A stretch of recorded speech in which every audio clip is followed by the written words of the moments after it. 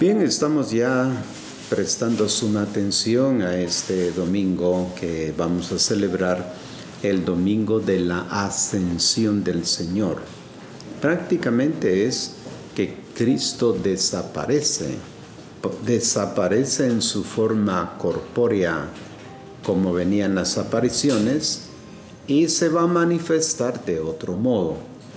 Entonces, el ascenso, el subir, ¿subir a qué? Pues los límites que va a poner el texto, por eso voy a leer el texto de los Hechos de los Apóstoles, donde plantea que una nube fue el límite de la vista de los discípulos, para indicar que Jesucristo está sentado en la nube en la que domina cielos y tierra. Escuchemos pues en la primera lectura, que está tomada del libro de los Hechos de los Apóstoles, en el capítulo 1, versículos del 1 al 11. En mi primer libro, querido Teófilo, conté todo lo que Jesús hizo y enseñó desde el principio hasta el día que fue llevado al cielo, después de haber dado instrucciones por medio del Espíritu Santo a los apóstoles que él había elegido. Después de su pasión, se les había presentado vivo durante 40 días, dándoles muchas pruebas, mostrándose y hablando del reino de Dios. Mientras comía con ellos, les encargó que no se alejaran de Jerusalén, sino que esperaran lo prometido por el Padre. La promesa que yo les he anunciado, les dijo, que Juan bautizó con agua, pero ustedes serán bautizados dentro de poco con Espíritu Santo. Estando ya reunidos, les preguntaban: Señores, ¿ahora cuándo vas a restaurar la soberanía de Israel? Él les contestó: No les toca a ustedes saber los tiempos y circunstancias que el Padre ha fijado con su propia autoridad, pero recibirán la fuerza del Espíritu Santo que vendrá sobre ustedes y serán testigos míos en Jerusalén, Judea y Samaria y hasta el confín del mundo. Dicho esto, los apóstoles lo vieron elevarse y una nube lo ocultó de la vista. Según con los ojos fijos seguían viéndolo al cielo mientras él se marchaba, cuando dos personas vestidas de blanco se le presentaron y les dijeron: Hombres de Galilea, ¿qué hacen ahí mirando al cielo? Este Jesús, que les ha sido quitado y elevado al cielo, vendrá de la misma manera que lo han visto partir. Hasta aquí el texto de la primera lectura. Un movimiento pues que hubo de los cruzados. Ellos construyeron sobre el Monte de los Olivos un pequeño santuario octogonal, es decir, de 8 lados, convertido en mezquita por los musulmanes en el 1200. Un día explicaba, pues estando ahí en Jerusalén, pues uno lo llevan a este lugar, y es ahí donde uno comienza a observar que tiene ese edificio, pues un techo. Ahora tiene techo, pero en aquel tiempo, como ya se ha dicho, fue un templo es decir, un templo sin techo, porque se supone que si el Señor se elevó, pues no había techo.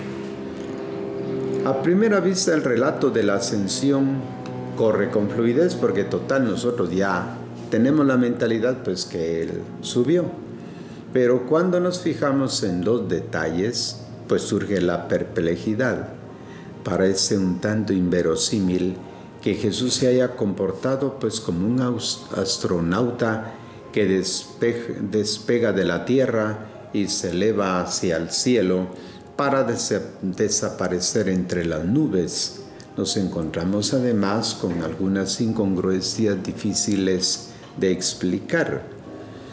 Al final de su Evangelio, San Lucas, el mismo autor del libro de los Hechos, afirma que el resucitado condujo a sus discípulos hacia Betania y alzando las manos los bendijo y mientras los bendecía se separó de ellos y fue llevado al cielo. Ellos se postraron ante él y regresaron a Jerusalén pues muy contentos. Pasemos por alto la extraña anotación de que regresaron muy contentos. ¿Quién de nosotros es feliz cuando un amigo se va? Y el problema de la localidad, porque dice que fue en Betania, y está un poco a trasmano del Monte de los Olivos. Lo que de verdad sorprende es el patente desacuerdo sobre la fecha. Según San Lucas, la ascensión tuvo lugar en el mismo día de la Pascua, mientras que en los Hechos ocurrió 40 días después. Y es el mismo autor. Es extraño, pues, que el mismo autor nos ofrezca dos informaciones contrastantes. Si tomamos por buena la segunda versión, la de los 40 días, surge natural la pregunta: ¿qué ha hecho Jesús durante todo ese tiempo? ¿No había prometido en el Calvario al ladrón: hoy estarás conmigo en el paraíso? ¿Por qué no ha ascendido inmediatamente? Las dificultades enumeradas son suficientes como para sospechar que quizás la intención de Lucas no sea la de informarnos, pues, acerca de cuándo y desde dónde subió Jesús al cielo. Probablemente su preocupación sea otra. Quiere responder a los problemas y desvanecer las dudas que surgían en su comunidad e iluminar a los cristianos de su tiempo sobre el misterio inefable de la Pascua. Por eso, como buen literato que es, compone pues una página de teología, utilizando un género literario con imágenes accesibles a sus contemporáneos. El primer paso a dar es comprender el género literario pues en cuestión. En tiempos de Jesús, la espera del reino era vivísima y los escritores apocalípticos la anunciaban pues como inminente. Se esperaba un diluvio purificador desde el cielo,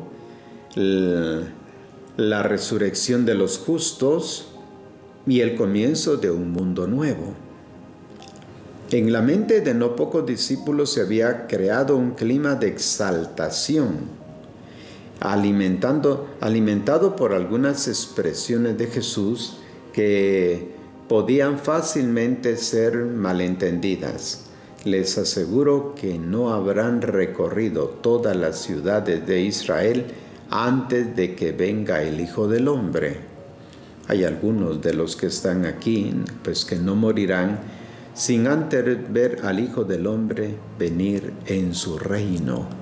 Lo tenía Mateo 16, 28. Con la muerte del Maestro, sin embargo, todas las esperanzas se esfumaron. Dicen ellos en los Hechos, los discípulos de Maús: nosotros esperábamos que Él fuera libertador de Israel. Dirán los dos pues de Maús, tal como está en Lucas 24, 21. La resurrección reaviva pues las esperanzas y se difunde de entre los discípulos la convicción de un inmediato regreso de Cristo. Algunos fanáticos, basándose en presuntas revelaciones, comenzaron hasta a anunciar la fecha. En todas las comunidades se repetía Maranatá, es decir, ven Señor Jesús. Los años pasan y el Señor no viene. Muchos comentan con ironía: ¿qué ha sido pues de la venida? La venida que Jesús había prometido. Y ellos decían: desde que murieron nuestros padres todo sigue igual que desde el principio del mundo.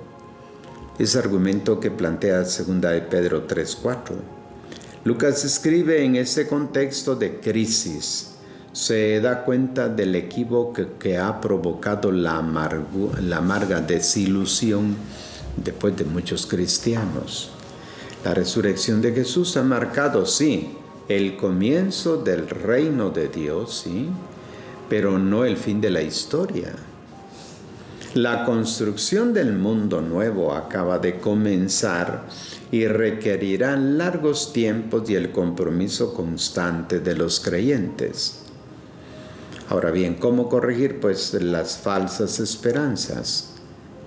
Lucas introduce en la primera página del libro de los Hechos un diálogo entre Jesús y los apóstoles. Consideremos la pregunta que estos le dirigen. ¿Cuándo vas a restaurar la soberanía de Israel? Era esta la pregunta que hacia finales del siglo I todos los cristianos hubieran querido hacer al Maestro. Las respuestas del resucitado, más que a los 12, va dirigida a los miembros de las comunidades de Lucas. Dejen de especular sobre los tiempos y circunstancias del fin del mundo.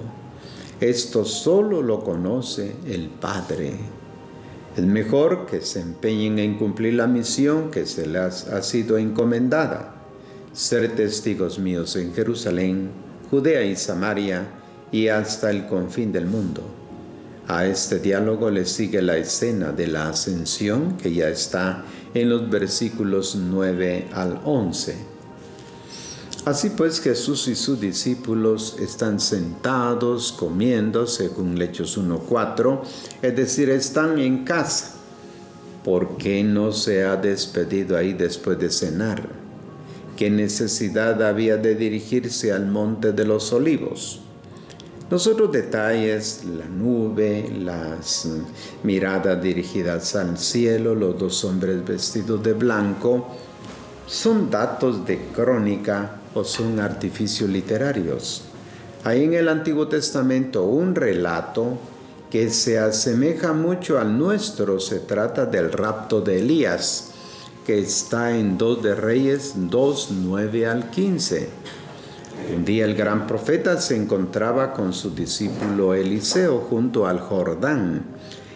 Sabiendo que su maestro estaba a punto de partir, se atreve a pedirle en herencia 2/3 de su espíritu. Elías se lo promete, pero con una condición: si me ves cuando sea arrebatado al cielo, si me ves cuando me estoy arrebatado al cielo, pues tú agarrarás el manto. Así que Elías, pues de pronto aparece un carro tirado por caballos de fuego, y mientras Eliseo mira al cielo, Elías es arrebatado hacia lo alto en un torbellino. En ese momento Eliseo recibe el espíritu del maestro y es habilitado para continuar la misión en este mundo. El libro de los Reyes contará después las obras de Eliseo serán las mismas que ha realizado Elías. Es fácil, pues, señalar los elementos comunes con el relato de los hechos, lo cual nos lleva a la siguiente conclusión. Lucas se ha servido de la escenografía grandiosa y solemne del rapto de Elías para expresar una realidad que no puede ser verificada simplemente con los sentidos ni adecuadamente descrita con palabras, a saber, la Pascua de Jesús, su resurrección y su entrada en la gloria del Padre. La nube indica en el Antiguo Testamento la presencia de Dios en cierto lugar, como está en Éxodo 13:22. Lucas la emplea para afirmar que Jesús, el derrotado en la piedra desechada por los constructores, aquel cuyos enemigos hubieran preferido que quedara para siempre prisionero de la muerte, ha sido acogido por Dios y proclamado Señor. Los dos hombres vestidos de blanco, pues, son los mismos que aparecen junto al sepulcro en el día de la Pascua. Lucas 24:4.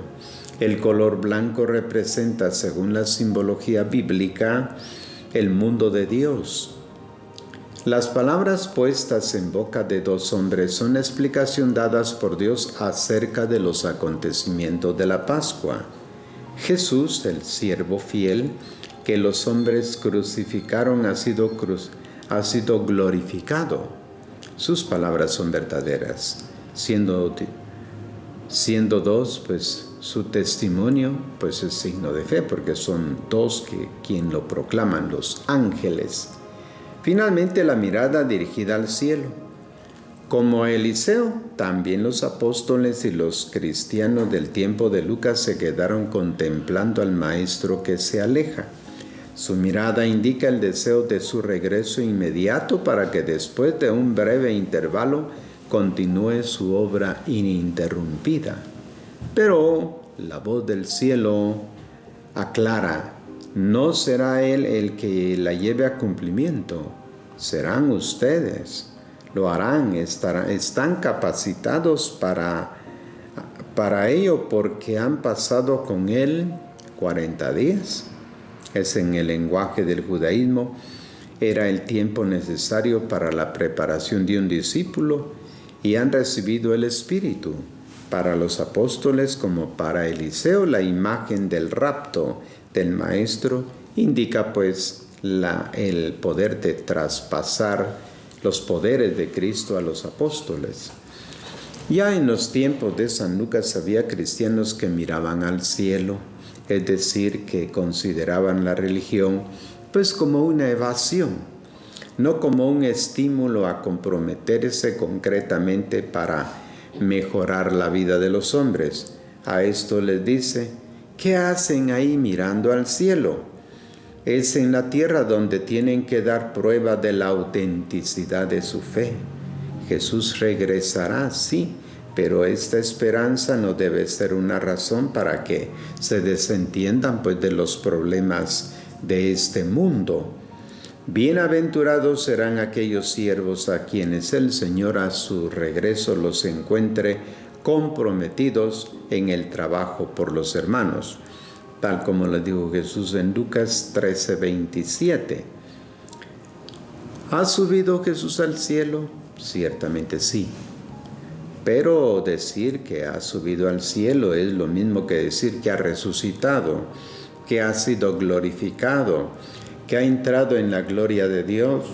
Su cuerpo, es verdad, ha sido colocado en el sepulcro, pero Dios no ha tenido necesidad de los átomos de su cadáver para formar aquel cuerpo resucitado, que Pablo llama cuerpo espiritual, como está en 1 Corintios 15, 35 al 50. 40 días después de la Pascua no ha tenido lugar ninguna ascensión espacial. No ha habido ningún rapto hasta el cielo desde el Monte de los Olivos. La ascensión ha tenido lugar en el instante mismo de su muerte, aunque los discípulos hayan comenzado a entender y a creer solamente a partir del tercer día. El relato de Lucas es una página de teología, no el reportaje pues de un cronista. El evangelista nos quiere decir que Jesús ha atravesado el velo del templo que separaba del mundo de los hombres del mundo de Dios, y ha mostrado sufrimientos e incluso todo lo que sufrió, pues que le llegó a la muerte, pero que esto no estaba fuera del proyecto de Dios. Como él lo decía, es necesario que se cumpla. La ascensión pues del Señor significa todo esto. No debemos extrañarnos entonces de que haya sido saludada por los apóstoles pues con gran alegría, según el texto del Evangelio de Lucas 25:52. Bien, celebremos pues esta gran fiesta. ¿Por qué?